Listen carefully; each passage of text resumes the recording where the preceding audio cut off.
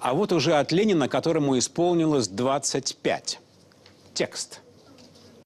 Убийство шпионов, полицейских, жандармов, взрывы полицейских участков, освобождение арестованных, отнятие правительственных денежных средств для обращения их на нужды восстания. Каждый отряд революционной армии должен быть немедленно готов к таким операциям. Выставка открывает нам во многом нового Ленина, не совсем того, какого люди старшего поколения представляли в СССР, и другого, что привычно у нас стали рисовать после развала Советского Союза. Новый Ленин – великий исторический персонаж, которого хочется понять. Для начала становится понятным, что весь 20 век на Земле окрашен Лениным, его идеями и результатами его деятельности. Это очевидно. То есть масштаб личности планетарный. Но был ли он искренен в стремлении переустроить к лучшему жизнь всего человечества, начав с России? Да, он был искренним и хотел как лучше. На мой взгляд, его вулканической энергией и недюжинным интеллектом, безусловной харизмой двигал романтический порыв. Он словно любовник действовал в состоянии аффекта. Совершил ли Ленин преступления? Да, он их совершал и массово. Но ведь преступлением это считалось в той России, при том наборе ценностей, которую Ленин разрушил.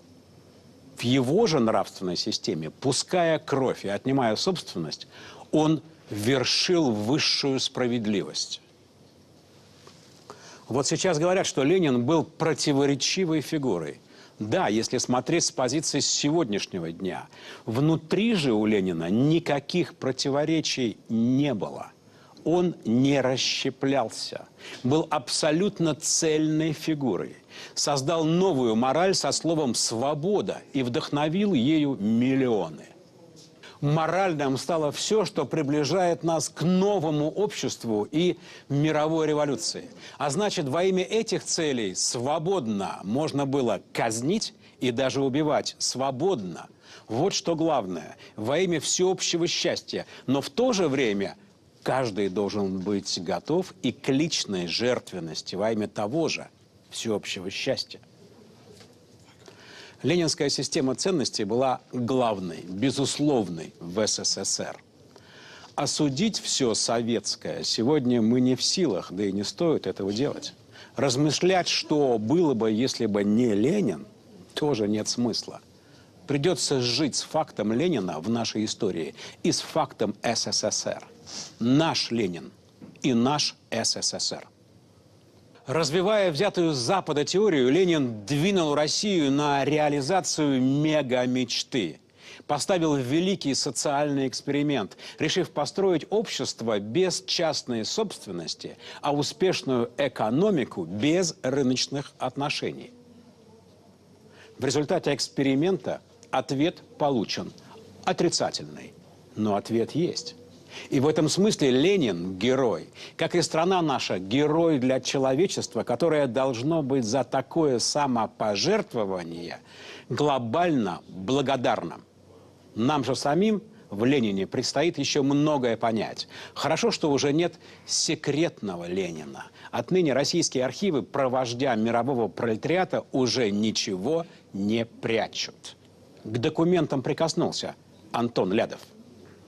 Товарищи красноармейцы, капиталисты Англии, Америки, Франции ведут войну против России.